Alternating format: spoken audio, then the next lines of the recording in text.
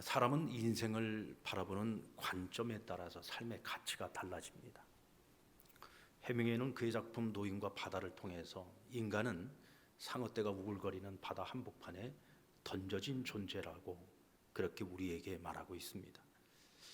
이 던져진 존재, 여기에는 하나님의 계획도 섭리도 없지요. 그저 모든 선택과 결정이 그 바다에 던져진 그 사람, 그 개인의 선택과 결정의 모든 것이 달려있는 겁니다. 그래서 던져진 인생의 관점에서 자기를 보고 세상을 보는 사람들은 늘 존재론적인 근심과 염려로부터 벗어날 수가 없어요. 왜냐하면 모든 것을 내가 선택해야 되고 내가 결정을 해야 되는데 그 살아가는 삶의 환경은 상어떼가 우글거리는 바다 한복판이기 때문에 그렇습니다.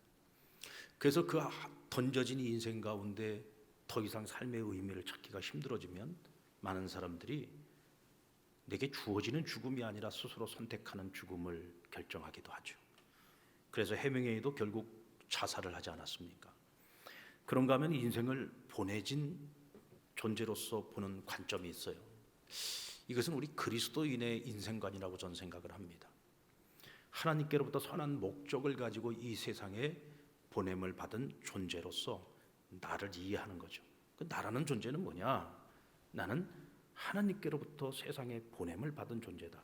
다시 말하면 사명이 있는 존재로서 살아간다는 것입니다. 하나님께서 우리를 보내실 때에는 항상 약속이 한 가지가 따라와요. 하나님께서 성경에 나오는 많은 사람들에게 사명을 주어서 그들을 내보낼 때 항상 하신 약속이 뭐였죠? 내가 어디를 가든지 너와 함께 할 것이다. 임마누엘의 약속을 해주셨습니다. 그래서 던져짐이 버려짐의 의미가 크다고 하면은 보내짐은 책임짐의 의미가 커요. 그러므로 던져진 인생은 늘 불안과 염려를 벗어나기가 어렵지만 보냄받은 인생은 이 두려움과 염려보다 설레임과 기대감을 가지고 자신에게 펼쳐진 그 현실을 헤쳐나가게 되는 것입니다. 그것은 나와 함께 하시는 하나님을 향한 절대 믿음을 가지고 있기 때문이죠. 이제 금년 한 해를 보내고 새로운 한 해를 맞이할 준비를 하면서 이제 보냄받은 인생을 살아가고 있는 우리 그리스도인들은 내가 지금 현재 살아있다는 것만 가지고도 우리는 늘 하나님께 감사하면서 살아야 합니다. 아멘입니까? 여러분들이 감사해야 될 이유가 뭐라고요? 지금 살아있는 것만으로도 여러분들은 감사하셔야 돼요.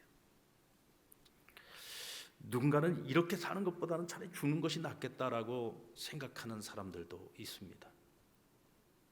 아마도 그것은 지금 현재 내가 살아가는 내 삶의 현실이 너무 혹독하고 너무 힘들기 때문에 그런 생각을 할 거라는 생각이 들어요. 그런데 여러분 사실 이런 말도요, 내가 죽음을 경험해 보지 않았기 때문에 할 수 있는 말이라고 저는 생각합니다. 만약에 누군가가 죽음을 경험했던 사람이라고 한다면 아무리 지금 현실이 힘들고 어려워도 절대로 죽음이라고 하는 말을 내 입에 올리지 않을 겁니다. 오늘 본문 4절에 보면 산 개가 죽은 사자보다 낫다고 했습니다. 여러분, 개와 사자가 과연 비교 대상이 됩니까? 우리가 이렇게도 생각해 볼 수가 있죠. 비천하게 살아가는 노예가 있습니다. 그런가 하면 한 나라, 한 제국을 다스리고 있는 황제가 있습니다. 노예와 황제를 여러분 비교할 수 있나요? 이건 비교 대상이 안 되잖아요. 그런데 오늘 한 나라를 다스리고 황제의 자리를 지켰던 솔로몬이 지금 이런 얘기를 하고 있는 겁니다. 산 개와 죽은 사자. 오히려 산 개가 죽은 사자보다 낫다는 거예요. 다시 말하면 살아있는 노예가 죽은 황제보다 낫다는 거죠. 대체 무엇을 말하려고 하는 것입니까? 살아있다는 것이 그만큼 중요한 것이고 소중한 것이라는 거예요. 그래서 우리는 살아있다는 것 자체에 대한 하나님 앞에 경외함과 그리고 감사함을 우리가 늘 가지고 살아가야 된다는 거죠. 여러분, 금년 한 해가 너무 어렵고 너무 힘들었습니까? 그리고 지금도 너무 힘이 드십니까? 이제 새로운 한 해를 우리가 맞이해야 되는데 2021년이 돼도 별로 나아질 것은 없는 것처럼 보이고 도무지 길이 보이지도 않고 이런 생각들, 현실을 바라보면서 우리는 참 이렇게 사는 것보다는 죽는 것이 낫겠다. 혹시라도 그런 생각들이 우리 마음속에 문득문득 스쳐 지나갈 때가 있다면 꼭 기억하시기 바랍니다. 우리는 던져진 존재가 아닙니다. 그냥 던져놓고 묻히기만 그런 하나님이 아니란 말이죠. 우리는 보냄을 받은 존재입니다. 지금 나의 현실이 아무리 어렵고 힘들어도 하나님은 우리에게 주신 사명이 있기 때문에 절대로 우리를 포기하지 않습니다. 내가 살아있는 한 하나님께서 우리와 함께 하심으로 우리에겐 반드시 기회가 찾아오고 반드시 소망이 있습니다. 우리 4절 말씀을 같이 한번 읽어보실까요? 모든 산자들 중에 들어있는 자에게는 누구나 소망이 있음은 상개가 죽은 사자보다 낫기 때문이라. 상개가 죽은 사자보다 나은 이유는 뭐냐? 살아있는 자에게는 무엇이 있다고요? 소망이 있기 때문이다 말하고 있어요. 이것은 여러분 인생의 부귀영화를 다 누려보고 인생의 모든 삶의 여정을 다 겪어본 솔로몬이 우리에게 주고 있는 교훈입니다. 모든 살아있는 사람에게는 무엇이 있다? 소망이 있다는 겁니다. 우리 5절 말씀을 다시 한번 읽어보겠습니다. 5절 말씀 시작. 산자들은 죽은 줄을 알 때 죽은 자들은 아무것도 모르며 그들이 다시는 상을 받지 못하는 것은 그들의 이름이 잊어버린 바 됨이라. 산자들은 무엇을 안다? 죽을 줄을 안다 그랬어요. 무슨 말입니까? 언젠간 나에게도 죽음이 찾아올 거라는 것을 안다는 거죠. 그 얘기는 아직까지는 그래도 내가 살아있기 때문에 내게 남아있는 시간들이 있다는 얘기입니다. 그러니까 아직 나에게 남은 시간이 있다는 얘기는 무슨 얘기냐면 지금까지 내가 살아온 이전의 삶보다 앞으로 내가 남은 날들을 살아갈 때 내가 살아갈 날들을 앞으로 보다 더 나은 삶으로 가꾸어 갈 수 있는 기회가 있다는 뜻이죠. 사람은 누구나 좋든 싫든 평가를 받으면서 살아갑니다. 살아서도 평가를 받고 죽고 난 후에도 평가를 받게 되죠. 근데 어떤 평가가 더 공정한 평가일까요? 살아있을 때 받는 평가가 더 공정할까요? 죽은 후가 더 공정할까요? 제가 생각할 때는 죽은 후의 평가가 훨씬 더 공정한 것 같아요. 왜냐하면 살아있을 때는 그 사람 눈치도 봐야 되거든요. 근데 죽은 다음에는 그 사람에 대해 보다 객관적인 공정한 평가를 내려지게 됩니다. 금년 11월에 경남 기동문화상 시상식이 있었습니다. 제가 이제 그 심사위원장을 맡았는데 그 시상 기준을 결정하는 데 있어서 굉장히 설왕설래가 많았습니다. 현직에 있는 분에게 드려야 될 것이냐, 아니면 은퇴한 분에게 드려야 할 것이냐. 근데 거기에 이제 이런 좀 논쟁거리가 있었어요. 지금 현재 현직에 있는 분에게 만약에 드린다고 한다면 이분이 현직에 있다가 은퇴를 하고 난 그 이후에도 많은 시간들이 있을 텐데 그분이 지금 현직에서 이루어놓은 일들을 보고 그것을 평가해서 상을 드렸는데 혹시라도 그분이 이 상을 받고 난 그 이후에 어떤 실수를 한다든지 과오를 범한다든지 하게 됐을 경우에는 이분에게 드렸던 이 상, 기동문화상이라고 하는 이 상의 가치가 추락할 가능성이 있다. 그러므로 은퇴를 하고 난 이후에도 어느 정도 더 일정한 시간이 지나고 난 후 그분에 대한 우리의 평가가 보다 더 공정하고 객관성을 가진 분에게 드리는 것이 낫지 않겠는가. 그래서 결국 우리가 내린 결론은 은퇴하신 분에게 기동문화상, 특별히 목회자상을 드리는 결정을 내리게 되었습니다. 근데 여러분, 사람이라고 하는 것은요, 알 수가 없지 않습니까? 은퇴 전이나 은퇴 이후나 사람은 누구나 다 실수할 수 있는 존재인 거죠. 그래서 사람이 사람을 평가한다라고 하는 것이 완전하지 않습니다. 결국 그 평가를 가장 정확하게, 가장 완전하게 하실 수 있는 분은 오직 하나님 한 분밖에 없습니다. 사람이 내리는 평가는요, 죽음 이후에 그 사람에게 아무런 영향력이 없어요. 그러나 하나님께서 평가를 내리실 때는 그 평가에 따라서 죽음 이후에 상과 벌이 분명하게 주어지는 것입니다. 그러니까 누구의 평가가 더 중요한 겁니까? 하나님의 평가가 훨씬 더 중요한 것이겠죠. 예수님의 비유 가운데 거지 나사로와 부자 비유가 나옵니다. 부자가 죽어서 지옥에 갔어요. 나사로는 죽어서 아브라함의 품에 안겼습니다. 부자가 너무 괴롭고 힘드니까 천국에 있는 나사로를 보면서 나를 좀 도와달라고 부탁을 합니다. 그런데 이미 죽고 난 이후에는요, 아무리 내가 정말 마음씨가 좋은 나사로라고 할지라도 그렇게 자기를 핍박하고 힘들게 했던 부자였지만 그가 지옥에서 고통받는 모습을 보면서 정말 조금이라도 내가 할 수만 있다면 도와주고 싶어요. 근데 도와줄 수가 없어요. 왜? 이미 죽었기 때문입니다. 죽은 자에게는 아무것도 해줄 것이 없어요. 또 죽은 자 자신에게도 내가 할 수 있는 일이 아무것도 없는 것입니다. 이 죽음이라고 하는 것은 그래서 참 고통스럽고 힘든 것이죠. 왜? 죽은 자에게는 기회가 없고 소망이 없기 때문에 그렇습니다. 그래서 사람은 죽음이 오기 전에 하나님께 평가받을 날을 생각하면서 지금까지 살아온 날들보다는 내게 남아있는 날들을 통하여 하나님께 더 좋은 평가를 받기 위해서 우리의 삶을 갈무리할 수 있는 기회가 있는 겁니다. 그래서 살아있는 사람들은 절대로 지나온 날들을 바라보면서 후회만 하는 것이 아니고 앞을 바라보면서 더 좋은 평가를 받기 위한 삶을 내가 지금 하는 그 길 가운데 최선을 다해야 되는 것이죠. 우리 3절 말씀을 같이 한번 읽어볼까요? 3절 말씀 시작. 모든 사람의 결국은 일반이라. 이것은 해 아래서 행하여지는 모든 일 중에 악한 것이니 곧 인생의 마음에는 악이 가득하여 그들의 평생에 미친 마음을 품고 있다가 후에는 죽은 자들에게로 돌아갈 것이니라. 여러분, 이 말씀 정말 무서운 말씀 아닙니까?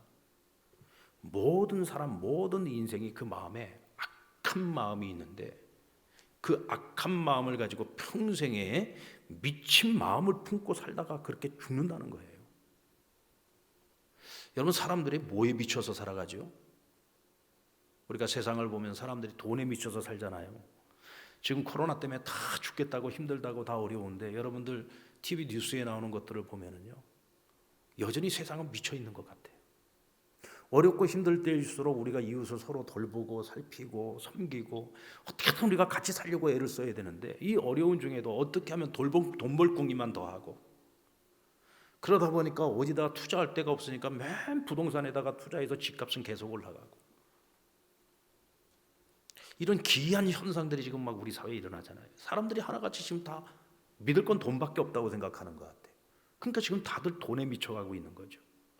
성공에 미쳐서 살고 인생의 즐거움과 쾌락에 미쳐서 살고 그렇게 살다가 미친 마음을 가지고 살아가다가 결국은 죽은 자들에게 돌아가서 하나님의 심판 앞에 서게 되는 것입니다. 예전에 우리나라 모 재벌이 죽음의 때가 거의 다가왔어요.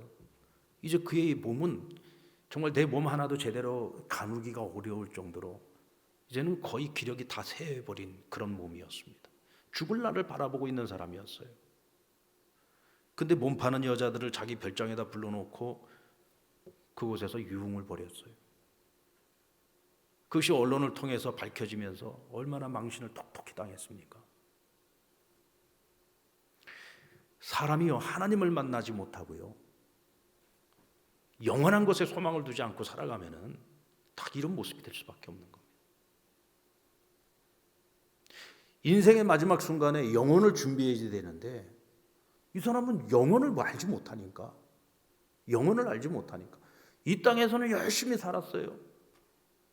그래서 나름대로의 많은 업적도 남겼습니다. 많은 부를 쌓았습니다. 그런데 자기를 위해서는 아무것도 영혼을 위한 준비를 하지 못한 거예요. 그러니까 죽음을 앞두고 있는 사람이 그 썩어질 육체를 가지고 마지막 순간까지 영혼을 준비해야 될 그 시간에 이런 미친 행위를 하면서 미친 마음을 버리지 못하고 그렇게 인생에 남은 시간을 허비하는 거죠. 결국 하나님을 모르고 내던져진 인생을 살아가는 사람들은 평생 미친 마음에서 벗어나지 못하는 거예요. 하지만 그리스도 안에서 보냄을 받은 사람들은 우리 안에도 미친 마음이 있어요. 없는 게 아닙니다. 우리 안에도 미친 마음이 있지만 그러나 우리는 하나님 말씀으로 그 미친 마음들을 날마다 갈무리하면서 다스리면서 우리는 영원한 곳에 소망을 두고 하나님 앞에서 더 나은 평가를 위해서 이 땅 가운데서 열심히 살아가는 거죠. 오늘 이 말씀을 듣고 있는 여러분들은 그리스도 안에서 던져진 존재가 아니라 보냄받은 인생들입니다. 아멘이십니까? 여러분들에겐 지금까지 살아온 날들에 대한 하나님의 평가보다 앞으로 더 좋은 평가를 받을 수 있는 기회가 오늘 저와 여러분들에게는 주어져 있습니다. 그러므로 오늘 이 예배 이후에 이전보다 더 나은 삶을 살아가기 위해서 이후의 삶을 여러분들이 더 아름답게 갈무리해 갈 수 있는 저와 여러분이 되기를 주의 이름으로 축원합니다. 살아있는 자들에게 주어진 소망은 다른 말로 바꿔서 말하면 기회라고 말할 수 있을 겁니다. 죽은 자에게는 기회가 없죠. 여러분, 살아있을 때 황제인 것이 죽은 이후에 무슨 소용이 있습니까? 살아있을 때 재벌이었던 것이 죽은 이후에 그것이 무슨 의미가 있어요? 한 푼도 죽음 이후에 가지고 갈 수 없는 것들인데요.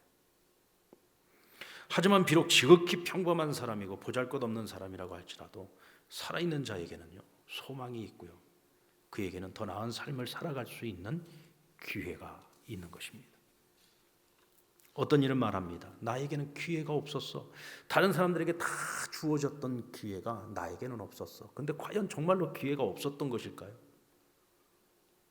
기회가 없었던 것이 아니라 내가 스스로 그 기회를 버린 것은 아니었을까요?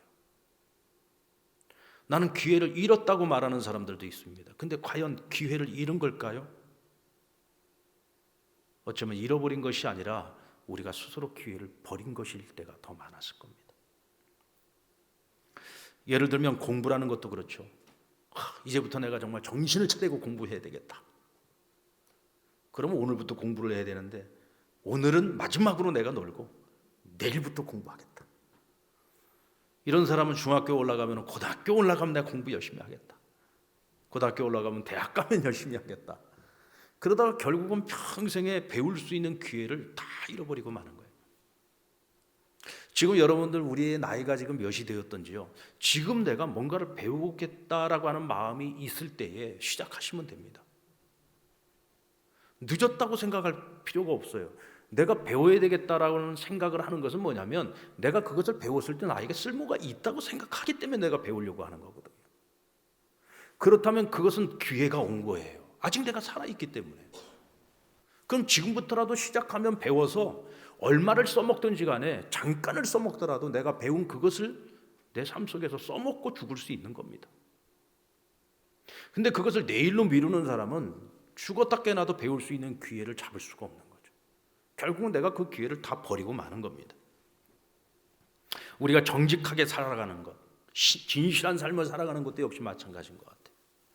내가 정직하고 진실한 삶을 살아갈 수 있는 기회가 왔을 때 내가 그 진실한 마음으로 정직한 삶을 살아가면 나는 그 이유를 정직하게 살아갈 수 있어요. 근데 그 기회를 내가 스스로 버리게 되면 평생 나는 그렇게 부정직한 인생을 살아갈 수밖에 없는 거예요. 여러분, 회개도 역시 마찬가지입니다. 우리가 회개를 빨리 하면은요 쉽게 할 수 있어요. 근데 내가 잘못한 걸 갖다가 자꾸 덮으려고 하다가 나중에 회개하려고 하면 다시 원점으로 돌아가서 그 문제 해결하는 것이 쉽지 않습니다. 그 대표적인 예를 들어보면 우리가 다윗을 생각할 수 있잖아요. 밧세바와 잘못 저지르고 난 다음에 바로 회개를 했으면은 우리야 안 죽여도 됐습니다. 근데 자신이 잘못한 걸 갖다가 자꾸 덮으려고 하다 보니까 나중에는 우리야까지 죽이고 말았죠. 하나님의 분노를 샀고 모든 죄가 다 드러나고 나니까 그게 왕으로서 할 회개입니까? 얼마나 부끄러운 회개를 하게 됐습니까? 힘든 회개를 하게 되잖아요. 여러분도 내가요 누군가에게 잘못했다고 고백을 하는 것도요 빨리 하셔야 됩니다. 남편도 아내에게 내가 미안해 라는 말을 하려면 빨리 하셔야지, 이걸 언제 할까 이러다가 나중에는 내가 미안하다는 말을 할 수 있는 그 기회조차도 잃어버려요. 뭐든지 잘못했다는 건 빨리 하는 것이 좋아요. 회개는 빨리 할수록 좋습니다. 부모와 자녀 간의 관계도 마찬가지예요. 부모는 자녀를 위해서 일평생을 희생하면서 살아가지만 희생하는 것만큼이나 자녀에게 상처도 많이 주는 것이 부모예요. 자녀가 부모에게는 뭐 이건 말할 것도 없고요. 서로가 서로에게 미안하다는 말 한마디 하는 것도 여러분 타이밍이 빠를수록 좋은 겁니다. 시간이 늦어지면 이미 그만큼 기회는 지나가 버린 거예요. 지나가 버리고 난 후에 기회가 다시 찾아오는 거는 정말 힘들고 어려운 거죠. 사랑하는 여러분, 오늘 우리에게는 아직까지 기회가 있습니다. 절대로 그 기회를 놓치지 마십시오. 기회를 잃어버리면 우리는 반드시 후회하게 되죠. 7절 말씀을 우리 한번 보겠습니다. 7절 말씀 시작. 너는 가서 기쁨으로 내 음식물을 먹고 즐거운 마음으로 내 포도주를 마실지어다. 이는 하나님이 내가 하는 일들을 벌써 기쁘게 받으셨습니다. 지금 솔로몬이 뭘 말하고 싶은 겁니까? 이제는 너희가 음식물을 먹고 즐거운 마음으로 내 포도주를 마셔라. 이는 하나님이 내가 하는 일들, 이미 너가 했던 일들을 벌써 기쁘게 받으셨다라고 말씀하고 있어요. 자, 나라는 사람이 있습니다. 이창규라는 사람이 있어요. 이창규라는 사람에게는 늘 시간이 있죠. 그 시간은 뭐예요? 과거라는 시간, 이미 지나온 시간이 있고, 지금 현재를 사는 시간이 있고, 앞으로 미래의 시간이 있어요. 내가 지금까지 살아온 날들을 누가 알고 계십니까? 하나님 알고 계세요. 내가 잘 살았든 못 살았든 하나님이 다 알고 계시고 이미 하나님 다 받으셨어요. 그리고 이미 지나간 일들에 대한 평가는 이미 다 끝났습니다.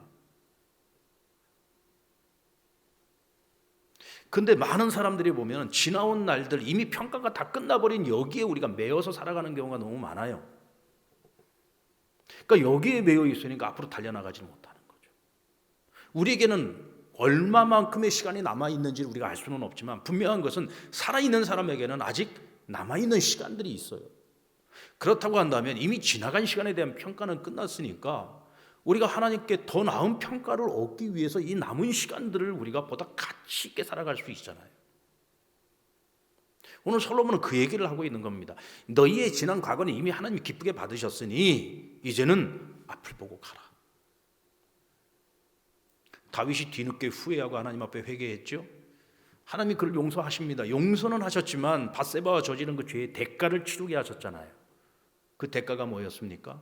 두 사람 사이에 태어나는 아들을 하나님께서 오늘날부터 시름시름 앓게 하더니 결국 그 생명을 하나님이 데리고 가셨어요. 아마 이 두 사람에게 가장 큰 고통이고 아픔이었을 겁니다. 근데 이 아이가 죽기 전에 다윗은 어떻게 해서라도 이 아이를 살려보겠다고 금식을 하고 베옷을 입고 온몸에 죄를 뿌리면서 하나님 앞에 매달렸어요. 하나님 제발 이 아이를 좀 살려달라고. 하나님 제 죄를 용서하지 않았느냐고. 왜 이 아이를 갖다가 이렇게 데려가시려고 하느냐고. 이 아이 좀 살려달라고 하나님께 매달렸어요. 근데 결국은 하나님께서 이 아이를 데리고 가시죠. 근데 하나님께서 이 아이를 딱 데리고 가자마자 다윗은 다시 의복을 제대로 갖춰 입고 그리고 신하들에게 시켜서 잔치를 벌이게 합니다. 그동안 나 때문에 너희들도 금식하느라 다들 힘들었지. 그리고는 신하들을 위해서 잔치상을 베풀고 함께 먹고 마셨어요. 그러자 신하들이요 이런 생각을 하는 겁니다. 아이고 우리 왕이 미쳤구나. 아들 살려보겠다고 저렇게 애를 쓰다가 결국 하나님의 아이를 데려가시니까 획 돌아버렸구나. 아니 그러지 않고서야 아들이 죽었으면 더 슬퍼해야 될 일인데 어떻게 잔치를 베풀 수가 있을까? 이런 생각할 수 있지 않겠습니까? 다윗이 그 마음을 알고 그 신하들에게 이렇게 말합니다. 내가 이 아이가 살아있을 때에는 하나님을 감동시켜서 어떻게 해서라도 이 아이를 살려보려고 내가 최선을 다했지만 이미 하나님께서 이 아이를 데려가셨는데 이게 이제 과거의 일이 되었는데 내가 더 이상 이 과거에 매여서 여기에 발목 잡혀서 내가 마땅히 이 나라를 다스려야 될 정사를 살펴야 되는데 내가 이렇게 과거에만 매여 있어서야 되겠느냐. 그래서 과거의 일은 과거의 일이고 여기에 대한 평가는 이미 끝났으니 앞으로 내가 가야 하는 그 길을 향해서 내가 마땅히 해야 하는 일을 위해서 최선을 다하겠다는 거예요. 그 일을 하기 위해서 먹겠다는 겁니다.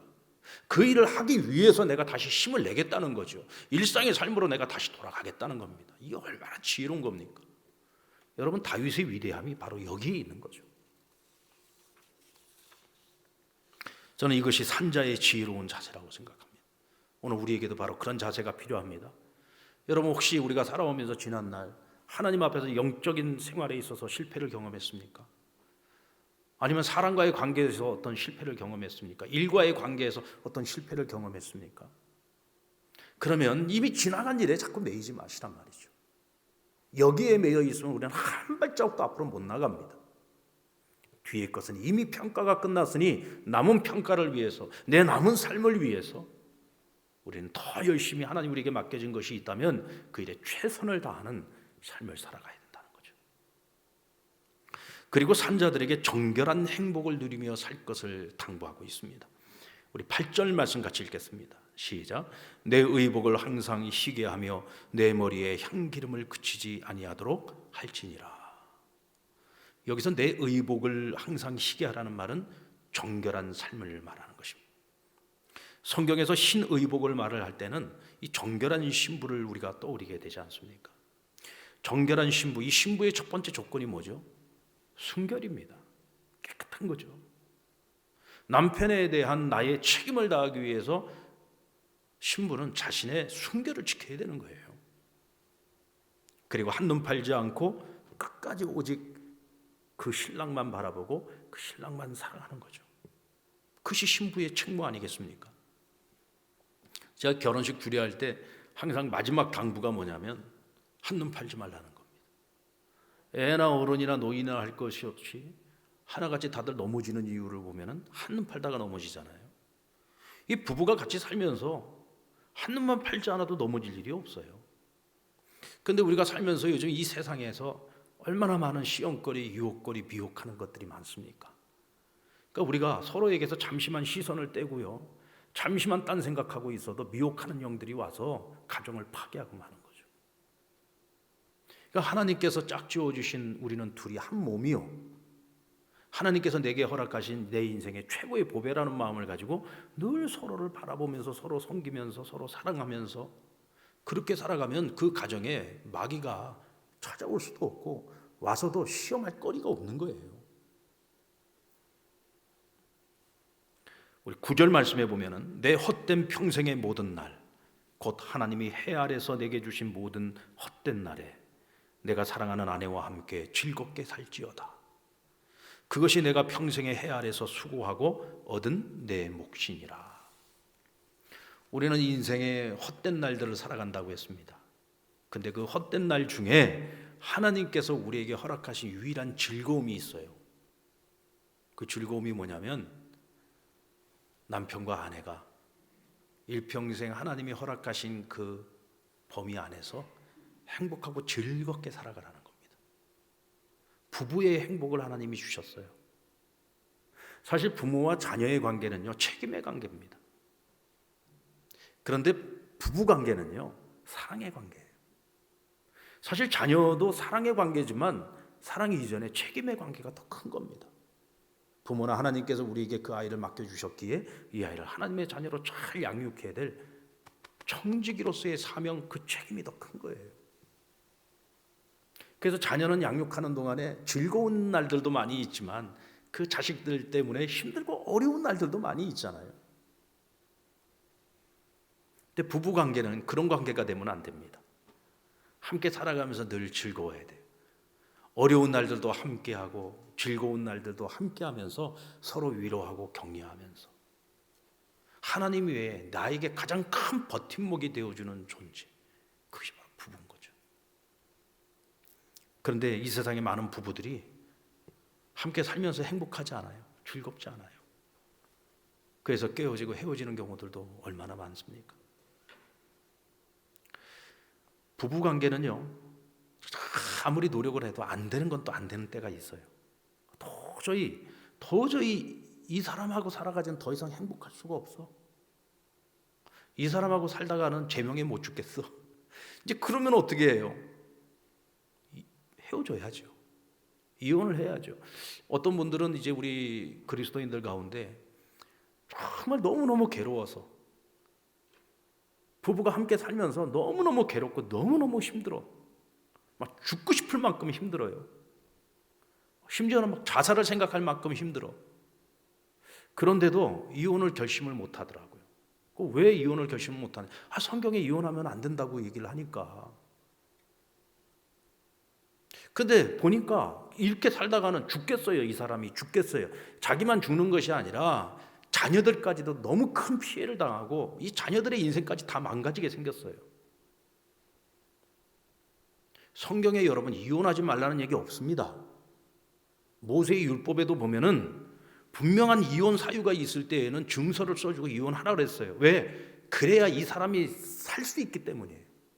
사실 이 모세의 그 이혼 증서법은 당시에 이 여자들이 너무 피해를 많이 당하고 살았었기 때문에 이 여성들을 보호하기 위해서 만들어 놓은 하나님의 법입니다.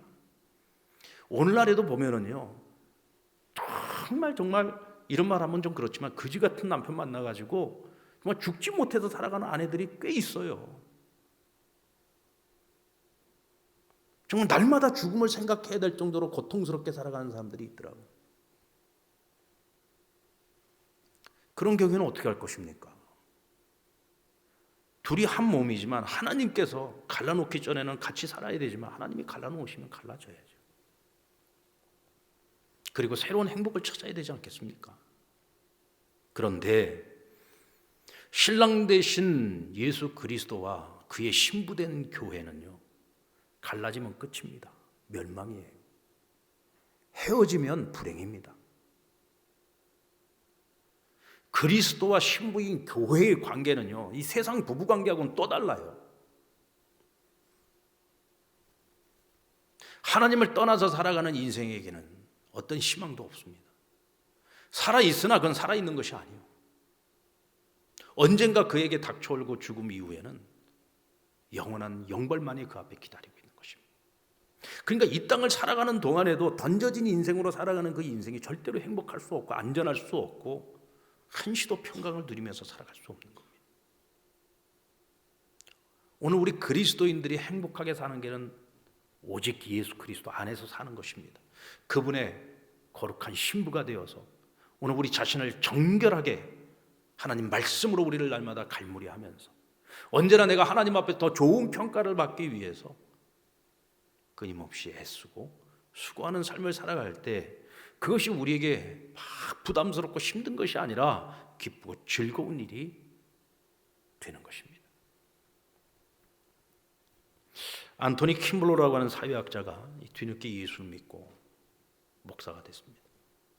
그분이 한 분은 자신이 케어하고 있는 노인분들하고 같이 이제 어떤 연구를 하는 과정 속에서 이런 질문을 던졌습니다. 만약 당신에게 다시 한번 기회가 주어진다면 어떤 삶을 살기를 원하십니까? 근데 그 노인들의 대답을 들어보니까 가장 많이 나온 대답이 뭐였냐면 도전하는 삶을 살겠다. 왜냐하면 늘 안전한 삶만을 추구하다 보니까 자신들에게 뭔가 도전할 수 있는 기회가 왔을 때 그 안정을 선택하는 바람에 뭔가 새로운 도전을 늘 포기했다는 거죠. 기회가 왔는데 스스로 그 기회를 버렸던 겁니다. 내게 다시 한번 기회가 주어진다면 그때는 도전을 선택하겠다는 거죠. 그리고 두 번째로 많이 나온 대답이 뭐였냐면 죽도록 사랑하겠다. 그냥 먹고 사느라고 정신없이 바빴어요. 그냥 사는 것이 목적이었단 말이죠. 정신없이 살았습니다. 그러다 보니까 내가 사랑해야 될 사람들을 사랑하지 못하고 그 수많은 시간들을 다 보내고 만 거예요. 나중에 늙어서 하나님 앞에 갈 때가 되어서 보니까 남는 건 사랑하지 못한 것에 대한 후회. 애들을 더 많이 사랑해 줬어야 됐는데, 아내를 더 많이 사랑해 줬어야 됐는데, 남편을 더 많이 사랑했어야 했는데, 뭐 이런 후회가 남는 거죠. 죽도록 사랑하고 싶다. 그 다음 세 번째는 내 인생을 되돌릴 수만 있다면 영원한 것에 투자하고 싶다. 그러니까 평생 열심히 산 것 같은데 뒤돌아보니까 영원한 것을 위해서 투자한 건 하나도 없더라는 거예요. 다 썩어질 것들을 위한 투자만 있었지. 여러분, 금년 한 해를 살아왔습니다. 그리고 여러분들이 지금 몇 년을 살아왔던 우리 인생의 날들을 지금까지 살아왔습니다. 뒤를 돌아보면서 가장 후회가 되는 것이 어떤 것들입니까? 저는 이분들이 한 얘기하고 별로 다르지 않다고 생각합니다. 사실 우리에게도 도전할 기회가 많이 있었는데 안전한 삶을 위해서 우리가 포기했던 도전의 기회들은 많지 않습니까? 정신없이 살아오느라고 내가 더 사랑했어야 됐는데, 더 많은 사랑을 주었어야 했는데 그 사랑을 주지 못했던 것 혹시 후회가 되지 않습니까? 영원한 것을 위해서 내가 더 많이 투자했어야 됐는데 어쩌면 나는 보냄받은 인생을 살면서도 그저 이 땅에서 여기에 내가 더 많은 것들을 준비하느라고 영원한 것에 내가 투자하지 못하고 살진 않았습니까? 만약 오늘 우리의 마음에 그런 것들이 후회로 남는다면 그래도 감사하십시오. 왜냐하면 우리는 살아있기 때문입니다. 이미 죽은 자들은 후회도 소용이 없지만 살아있는 우리에게는 그래도 아직 기회가 있고 소망이 있기 때문입니다. 내일로 미루지 말고 오늘부터 시작하는 저와 여러분이 되었으면 좋겠습니다.